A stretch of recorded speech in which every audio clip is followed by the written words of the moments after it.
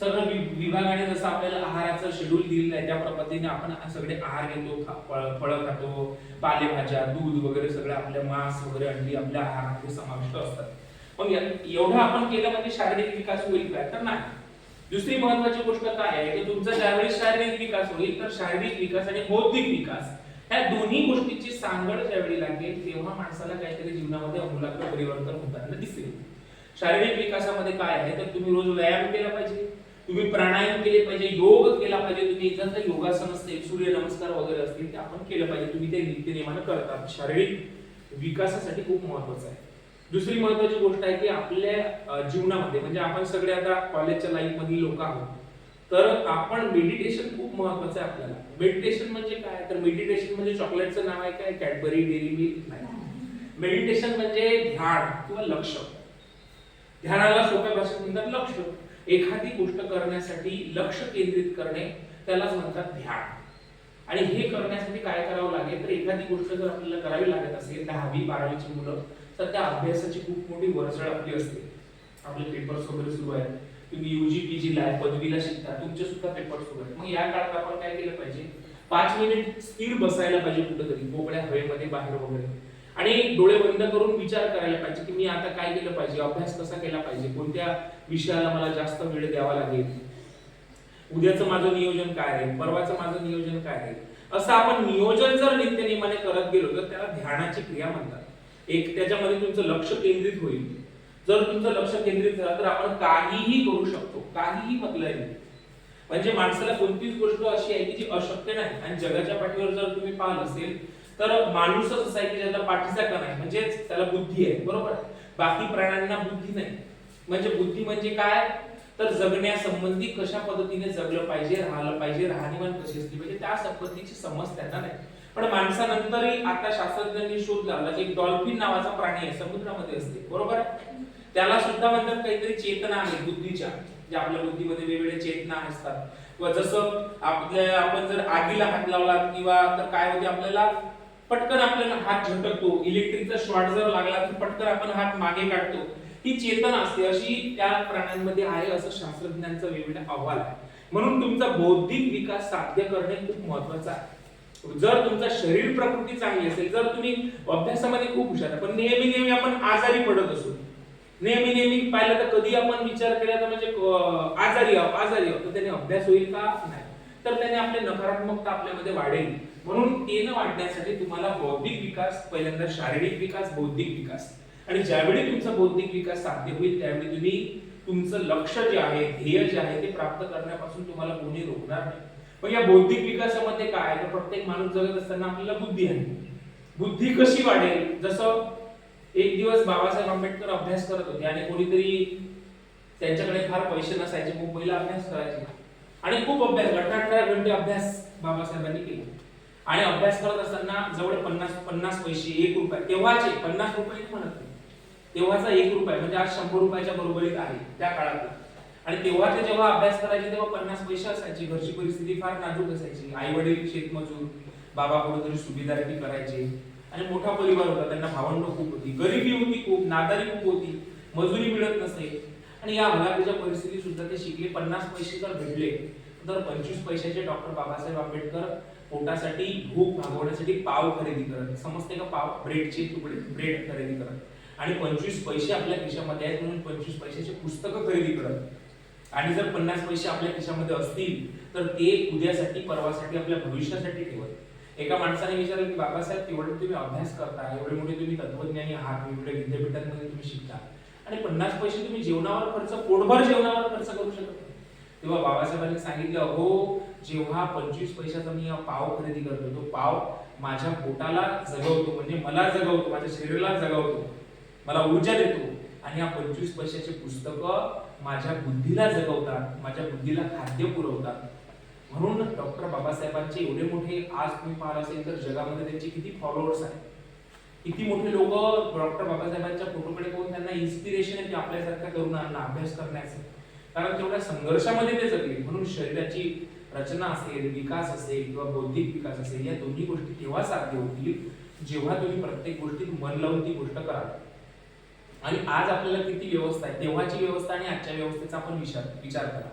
आज सगळ्या फॅसिलिटी, सगळ्या गोष्टी, तेव्हा काही शासनाचे वसतिगृह नव्हते, तेव्हा काही शासनाच्या फार मोठ्या अशा योजना नव्हत्या. कॉलेज सुद्धा ना, म्हणजे मोजके कॉलेज होते तेव्हा, मोजके कॉलेज. आज समजा इथं जर पाहिलं तर 5-6 कॉलेज सहज मिळतात, पण तेव्हा मोजक्या कॉलेजांमध्ये ऍडमिशन कशी होईल, काय होईल, सगळी चिंता असायची.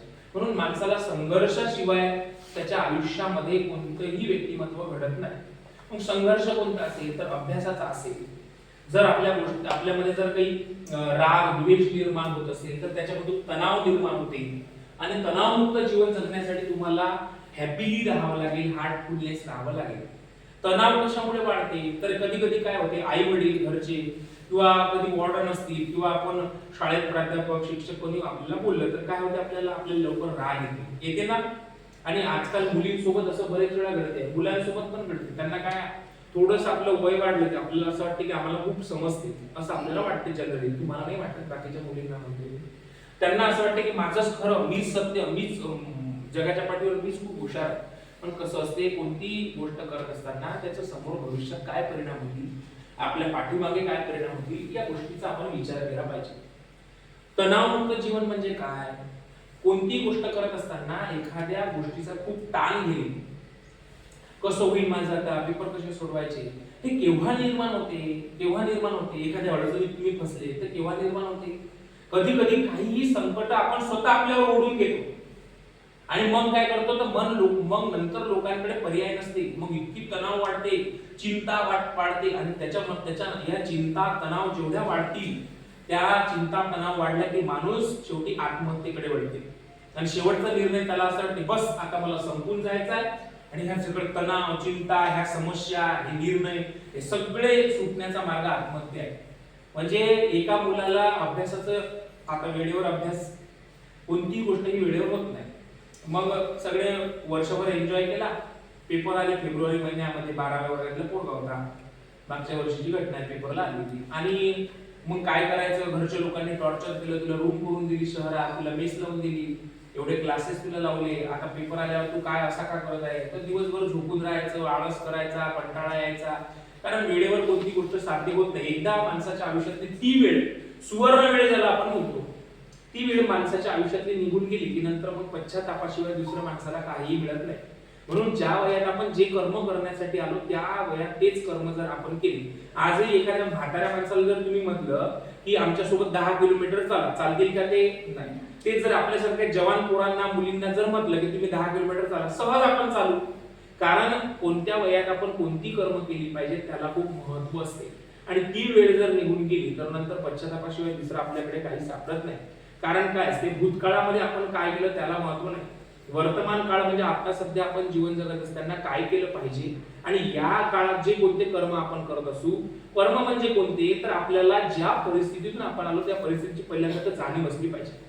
2, आपण काय केलं म्हणजे आपलं वर्तमान म्हणजे आणि भविष्य हे एकदम आनंदी जाईल, चांगलं जाईल, सुखसुविधेने जाईल, ते आपल्याला समजलं पाहिजे. 3, आपलं सध्याचं ध्येय काय आणि ते प्राप्त करण्यासाठी मी काय करेल, ह्या 3 गोष्टी ज्या व्यक्तींना समजल्या त्या व्यक्तींचं आयुष्य ब्राईट होण्यापासून कोणीही रोखू शकत नाही.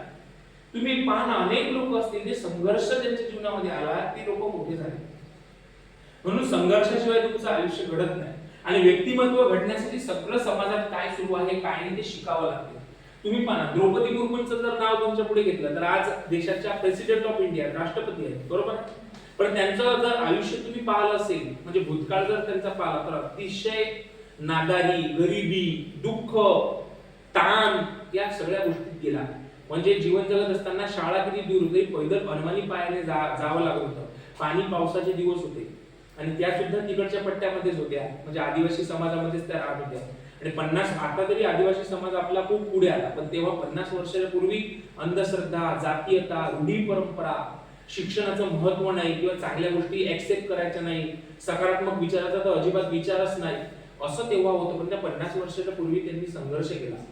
म्हणजे जीवन जगत असताना माणसाला किती दुःख असावं, म्हणजे स्वतःचे आई वडील वारले, भाऊ वारला, मुलं वारले स्वतःचे, तरी पण ती बाई थांबली नाही, अविरत संघर्ष केला, आणि संघर्षाचं फळ हे निश्चित मिळत असते. कोणाकडे तुम्ही तो व्यक्ती संघर्षाशिवाय बनलेला नाही. कोणाकडे तुम्ही मला सांगा की सर ही व्यक्ती तर त्याला तसंच भेटलं, असं कोणालाही भेटत नाही. संघर्ष अतिशय महत्वाचा आहे. आणि खूप संघर्ष केला, तेव्हा शिक्षिका झाल्या. शिक्षिका झाल्यानंतर त्या आमदार झाल्या. आमदार झाल्यानंतर त्या आपल्या आदिवासी विभागाच्या काही काळ मंत्री होत्या, ते झारखंडला. नंतर एका राज्याच्या राज्यपाल झाल्या. आणि आज देशाचं सर्वोच्च मानाचं पद जे अनेक महापुरुषांनी भूषवलं आहे, जे ज्या पदाला फार मोठा वारसा आहे, म्हणजे सर्वपल्ली राधाकृष्णन असतील किंवा आपले डॉक्टर राजेंद्र प्रसाद असतील, अशा मोठ्या मोठ्या लोकांनी जे पद भूषवलं, ते पद आज कोण भूषवत आहे? भारताचा पहिला नागरिक ज्यांना म्हटलं जाते. सगळं भारताचं जेवढे कंट्रोल आहे, म्हणजे राज्यपाल असतील, मुख्यमंत्री असतील, वेगवेगळ्या पद्धतीचे आयोग असतील, घटनात्मक आयोग वगैरे, हे सगळं राष्ट्रपतींच्या अंडर, तिन्ही सेना एवढं मोठं सर्वोच्च पदावरती पाहिजे. कधी स्वप्नातही पाहिलं नसेल की आपण या पदावरती जाऊ. पण एकच ध्येय मनात होतं, अविरत प्रयत्न, अविरत अभ्यास आणि त्याच्यामध्ये सातत्य. ह्या गोष्टी जर तुम्ही ठेवल्या तर जीवनात काहीही आपण होऊ शकतो. आणि मला असं वाटतं मॅडम की भाग्यवान आहे तुम्ही ज्या जातीमध्ये, मी असं जातीला विरोध करत नाही, पण तुम्ही ज्या जातीमध्ये जन्माला ती जाती भाग्यवान आहे. त्याच्यावर भगवान बिरसा मुंडांचे खूप उपकार आहेत. कसे तर भगवान बिरसा मुंडांनी तेव्हा जल जंगल जमीन या तीन गोष्टींसाठी इंग्रजांसोबत जर संघर्ष केला नसता, तर ही मूल निवास जो इथचा आहे तो लोकांना माहीत पडला नसता. व हेही लोक आपल्या सोबत आहेत, या लोकांचं सुद्धा लोकशाहीमध्ये फार मोठं स्थान आहे, हे अवांतर लोकांना माहीत नसतं. आज तुम्ही सगळे डिजिटल युगात आहात. अनेक लोकांच्या घरी म्हणजे कॉम्प्युटर आहेत, आपल्या समाजात आहेत ना. अनेक लोकांच्या घरी 4 व्हीलर आहेत, अनेक लोकांच्या घरी मोबाईल आहे. अनेक लोक हे चांगल्या व्यवस्थेत आज आलेले आहेत, शिक्षण क्षेत्रामध्ये आले आहेत. अनेक लोक आपले पोलीस विभाग, वनरक्षक, मोठ्या मोठ्या विभागांवर गेले. कशामुळे? भगवान बिरसा मुंडांनी जर 150 वर्षापूर्वी संघर्ष केला नसता, त्यांनी सुद्धा हेच सांगितलं होतं लोकांना की जागृत व्हा, आपले हक्क मागण्यासाठी अविरत प्रयत्न करा, कोणाच्यावर अवलंबून राहू नका. हे जल जंगल जमीन जे आहे ना, हे आपल्याला पोषते आहे, हे आपले देवता आहेत, म्हणून त्याच्यावर तुमचा अधिकार आहे. अवांतर कोणालाही त्याच्यावर अधिकार नाही. म्हणून त्यांनी तेव्हा संघर्ष केला. आणि कोणाला वाटते 25व्या वर्षी आपल्याला मृत्यू आला पाहिजे? 25व्या वर्षी मृत्यू आला त्यांना. आणि कशामुळे? अविरत काम केलं. त्याच्यामुळे इंग्रजांनी खूप त्रास दिला, हाल केले. इंग्रजांनी म्हणजे बिरसा मुंडांवर लक्ष ठेवण्यासाठी किती मोठे अधिकारी तैनात केलेले होते, की पुणे गावाला जातात, पुणे मीटिंग घेतात, लोकांना जागृत करतात का, क्रांती करतात का, क्रांती म्हणजे अचानक उठाव करतात का. पण तरी सुद्धा त्यांनी केलं. आणि कोणाला असं वाटत नाही की आम्ही 25 वर्षात गेलो पाहिजे. तुम्ही राजगुरू भगतसिंग, सुखदेवांना पहा. हे 3 लोक म्हणजे वयाच्या 21-22 वर्षाच्या आपल्या वयाची लोक ते असतील. आणि जेव्हा भगतसिंगाला फाशी जाहीर झाली 23 मार्चला आणि विचारलं त्या जेलरने की शेवटची इच्छा काय आहे, तेव्हा भगतसिंगांनी असं म्हटलं नाही की माझं एका मुलीवर कॉलेजच्या प्रेम आहे, मला तिला भेटायचं आहे, ती माझ्याशिवाय राहू शकत नाही, आम्ही जगू शकत नाही, नाहीतर आम्ही मरू संपू, असं नाही म्हटलं. असंही नाही म्हटलं की मला काहीतरी खायला द्या, मला हे पदार्थ खाण्याची इच्छा आहे, असंही नाही म्हटलं. तर जेलरला त्यांनी सांगितलं, जेलर जेव्हा गेला आणि त्यांनी सांगितलं की हो तुला फाशी झालेली आहे, तुला संध्याकाळी रात्री फाशी होणार आहे आणि तुझी शेवटची इच्छा काय, तेव्हा ते हातामध्ये एक पुस्तक घेऊन वाचत होते आणि त्या पुस्तकातले काही पानं वाचायचे राहिले होते. आणि भगतसिंगांनी सांगितलं की त्या पुस्तकातले काही पानं माझे वाचायचे राहिले आणि जर मी हे पुस्तक पूर्ण केलं नाही तर मला मृत्यूनंतर सुद्धा यातना होतील आणि खंत राहील की मी माझ्या जीवनात एक पुस्तक कंप्लीट करू शकलो नाही किंवा पूर्ण वाचून करू शकलो नाही, म्हणून मला काही वेळ द्या आणि पानं वाचू द्या. म्हणजे एवढं मोठं जर एखादा महात्मा क्रांतिकारी जर असं म्हणत असेल तर त्या लोकांची प्रेरणा आपण घेतली पाहिजे. त्या भिंतीवरती जे फोटो लावले जातात ना, हे फोटो फक्त पाहण्यासाठी नसतात, तर हे फोटो तुम्हाला तुमचं भविष्य उज्ज्वल करण्यासाठी काहीतरी शिकवत असतात. हे फोटो तुम्हाला मार्ग दाखवत असतात की तुम्ही चांगलं करा, अभ्यास करा, वेळ व्यवस्थित वापरा, वेळेचं भान ठेवा. एकदा वेळ चुकून गेली की आपण काही करू शकत नाही. म्हणून जीवनामध्ये स्वावलंबत्व असलं पाहिजे, नियोजन असलं पाहिजे आणि वेळेचं भान असलं पाहिजे. ह्या गोष्टी जर आपल्या जीवनामध्ये असल्या तर आपल्या जीवनामध्ये आमूलाग्र परिणाम होत असतील. आता सगळ्यात महत्त्वाचं काय आहे, जीवन जगत असताना तुमचा स्वतःवर विश्वास असला पाहिजे. कोणावर विश्वास असला पाहिजे? स्वतःवर. आणि जर स्वतःवरच आपला विश्वास नसेल तर मग काही फायदा आहे का? नाही. जीवन जगत असताना स्वतःवर विश्वास ठेवणे खूप महत्त्वाचं आहे की मी काय करतो, मी कोणता अभ्यास करतो, तो अभ्यास जर मी केला तर मी पास होईल, ही मला कॉपी करण्याची आवश्यकता राहणार नाही, 10वी 12वी माझ्यासाठी सहज असेल. म्हणून तुमचा स्वतःवर विश्वास असला पाहिजे. ज्या लोकांनी स्वतःवर विश्वास ठेवला त्या लोकांनी जगाला जिंकलं. म्हणून स्वतःवर विश्वास असणं महत्त्वाचं आहे. सगळ्यात महत्त्वाचं आहे की स्वतःची ओळख आपली असली पाहिजे. आता स्वतःची ओळख म्हणजे काय? समजा तुम्ही हिला विचारलं तुझं नाव काय, तुझं नाव काय? खुशबू. आता ही खुशबू आहे. समजा तुमच्या वसतिगृहात तिला खुशबू म्हणूनच ओळखल्या जाते, बरोबर? की वेगळ्या नावाने ओळखता का तुम्ही? नाही. गावामध्ये जर ही गेली तर गावातले लोक सुद्धा तिला कोण्या नावाने ओळखतात? खुशबू म्हणून. घरचे लोक सुद्धा खुशबू. ही झाली आपली स्वतःची ओळख. पण याच्या व्यतिरिक्त एक ओळख असते. आता ती ओळख म्हणजे कोणती? तर हे जे महापुरुष दिसतात त्यांनी स्वतःची ओळख निर्माण केली. म्हणजे पिढ्यानपिढ्या जातील पण या लोकांचं नाव कोणी मिटवू शकते का? नाही. काय? एपीजे अब्दुल कलाम लहान होते आणि जेव्हा ते रामेश्वरम तमिळनाडूला राहायचे तेव्हा अब्दुल म्हणूनच ते समाजात ओळख होती त्यांची. एक छोटासा अब्दुल नावाचा पोरगा आहे बा आपल्या गावात खेड्यात आहे ना, असं म्हणतो ना आपण. आणि अब्दुल कलामांनी पेपर वाटण्याचं काम केलं. पेपर वाटले त्यांनी त्यांच्या बाबांसोबत मोलमजुरीचं काम केलं. पण आज जर तुम्ही अब्दुल नावाचा असं जर म्हटलं की अब्दुल नावाचा पोरगा होता तमिळनाडू तो पेपर वाटायचा असं म्हणून चालते का? नाही. अब्दुल या नावाला किती मोठ्या उपाध्या आज लागल्या तुम्ही सांगा. किती मोठं नाव झालं अब्दुल कलामांचं.